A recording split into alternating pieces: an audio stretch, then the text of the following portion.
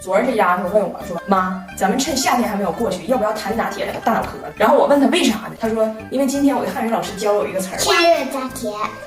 我女儿虽然颜值不错，但是性格略显骁勇。作为一个东北丫头，最爱吃这个捡蛹子、啃猪蹄子，画面之野性吓跑了多少个倾慕她的幼儿园男子。但是呢，这个东北姑娘由于流浪雾都多年，忘了怎么用筷子了。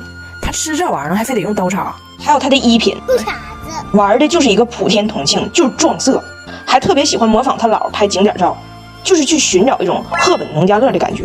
这么骁勇的孩子最近上学了，因为他说的铁岭汉语，人家别的小孩没听懂，emo 了，现在对自己缺乏自信，社恐了。我说闺女啊，这都不是事儿啊。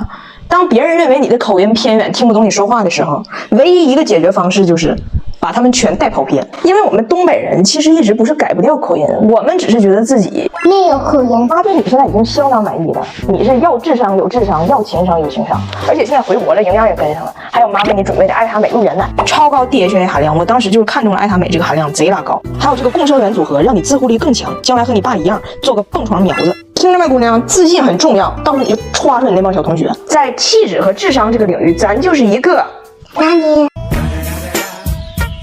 前两天我发了个视频，说的是温迪把在中国带回加拿大的香用来给老太太过生日，给人家当蜡烛，场面非常瘆人这么个事儿。大家说是不是假的？我现在在这解释一下啊，它是假的，它非常假。到底是咋回事呢？我跟你说，温迪确实从中国带回加拿大好几捆香，然后赶上你靠姑姥过生日，把香点上给人家当的蜡烛。第二天我小姑你扣就给我打电话说，我妈昨天老逗了，这香当不了蜡烛吧，嫂子？我妈给我姑姥点这个蜡烛，她点不亮，她也吹不灭呀，吹不灭呀。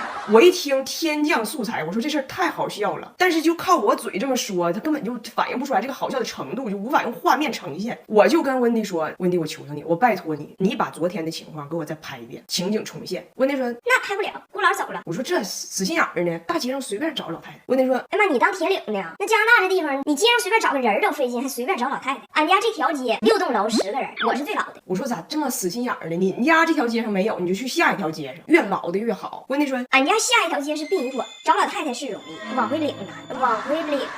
他说的这还真是真的，我去过他家，他们国家安置这种特殊场所非常随意。我说我吧，我只在乎你是怎么拿香给人当蜡烛，然后吹不灭的，我不在乎老太太。温迪听不懂，人上公园找老太太去了，倒挺敬业，逮着老的就上去跟人搭话。他老头不来，怕温迪被人当成卖假药的给他逮捕了，一直在他身后给打掩护。俩人呢跟黑白无常似的，满加拿大抓老太太，满加拿大抓老太太。最后我就说，我说你这也太费劲了。我最后说一遍，我不在乎那个老人，他是个人就行，女的就行，女的就行。温迪明白了。温迪说，哎呀，那你早说呀，我费这个劲呢。我又忘了俺家这几个外国人，他听话只纯听字面意思。温迪一听是女的就行，找到了他侄儿的媳妇爱丽丝。爱丽丝今年31。我小姑子你看我看着爱丽丝都懵了，姑姥不是我姥爷的妹妹吗？我姥爷和她是妹妹，长得不能说一点不像，只能说毫无关系啊，毫无关系啊。但是我不知道他找的是谁呀，我就听说找着了。拍摄的时候我说我需要给这个老人看着这个吓人呼啦的香的一个反应，抓他一个表情，你别不拍他呀。温迪说我拍他了，我拍他了。结果最后视频就拍成了这个样子。温迪也算尽力了，但是我以后真是不敢考虑找他们一家人帮拍视频了，他还累够呛，但拍那玩意儿全穿帮。今天张大姐第一次去幼儿园，这种重大时刻我得亲自用 OPPO Find N3折叠屏拍，他做人像拍的更好看，背景虚化自然，拍出张大姐小点细分，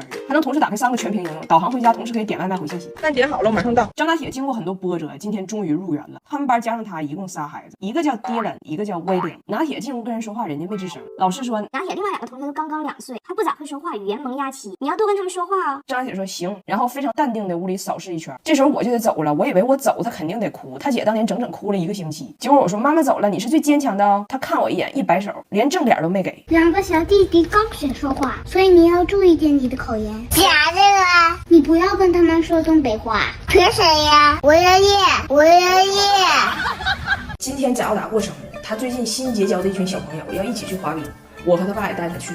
到了那儿之后，有个小男生和他爸滑冰特别厉害，短道速滑，身手非常矫健，英姿飒爽。贾耀达就看了他爸一眼，我说你别吱声，你只要敢问，你爸就敢会，到时候跟炸雷似的，你也别找丢人。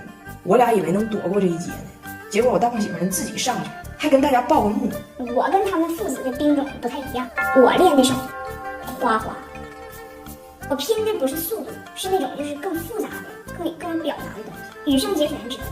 就是那种感觉。然后他就开始了他的表演，下面请大家欣赏羽生结弦的未知师兄羽生结节的花样滑冰表演。炸雷，炸雷，炸雷呀，炸雷呀，哪个竞技轮大赛？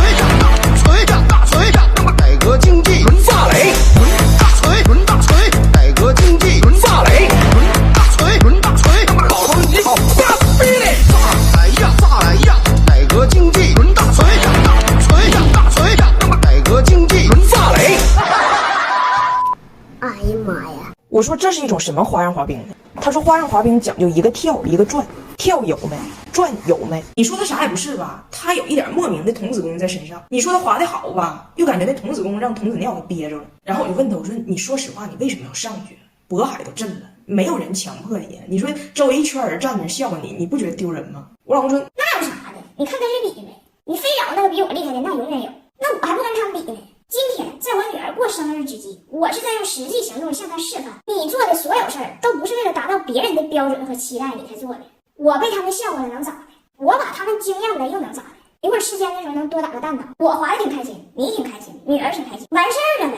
你周围那些人除了滑冰场谁认识谁呀？我觉得他说的挺对。哎，你们知道外国人跨年的时候有个亲吻习俗，就是12月31号的晚上，在跨年的钟声响起的那一秒，要在烟花下亲吻你身边的人，不管是谁，就是抓离你最近的那个人。在他们的文化里，就这个事儿他必须得做，可能就是寓意上是预示着新年的好运呢之类的，具体的我也不知道。然后今年呢，12月31号的晚上，我正好在一个剧组拍戏，我答应了大胖媳妇11点半我应该能到家，但是剧组呢他一直有延误，就没有准时收工。到11点45了，我就给大胖媳妇打电话，我说咱俩今年跨年没戏了。大胖媳妇说那我的一吻跨年呢？我烟花都准备好了，年年都有这个仪式，你今年也必须履行。我说一吻跨年肯定没戏了，我就是现在离开，我回家也赶不上跨年了。他就非常不高兴，但这玩意儿有讲究，他又不能放弃。于是在我的手机监控录像里，我就看到这个男人从11点50分开始坐立不安，仿佛一个走上绝路的猛兽在倒计时中寻找他的猎物。我才明白，绝望中的人与兽都是饥不择食的。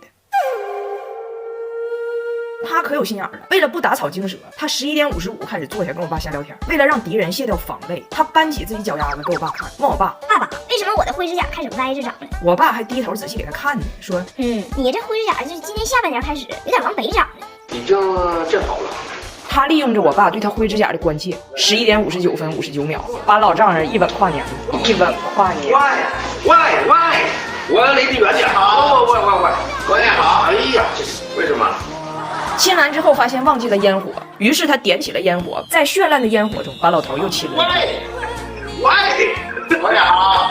这跨年我在剧组里还挺开心，因为毕竟有我爸替我负重前行。我在剧组里还收到一些跨年礼物，其中这个汤臣倍健小金罐蛋白粉新年礼盒特别好，里边都是便携装，平时出门很方便，一天一条，4重蛋白配方，长时间补充蛋白质，很适合我这种没时间补充营养的妈妈。还附有祝福彩条，聚会带上很体面。半夜2点多，我终于回家了，一开灯，大胖媳妇瞪俩大眼珠子在那等我呢，生气了。我说生啥气？我爸也让你亲了。他说我亲完你爸，我又仔细查了一下，跨年一吻，你吻的是谁，就寓意着新的一年你和这个人有更亲密的关系和更进一步的发展。而我和你爸再亲密下去，对谁都不好，对谁都不好。然后他这次真生气了，咬准我没有履行诺言。元旦那天早上手找行李要走，我看这一个大行李箱一个大书包，这完全是要回娘家的架势，就要走。哎呀妈，那出让他给你整的，你以为他要回加拿大呢？我都害怕了。结果一问，人家要回铁岭找我奶，他说他都打好招呼了。今天早上给我奶打的电话，说彩玲欺负他，我奶亲口跟他说的，说大胖小你回奶家，奶给你做主。我会替奶奶要保护我，还甩给了我一句狠话。要不是我的新车被上缴了，我现在都不用在这等车跟你废话，我早已扬长而去，甩你一身悔恨。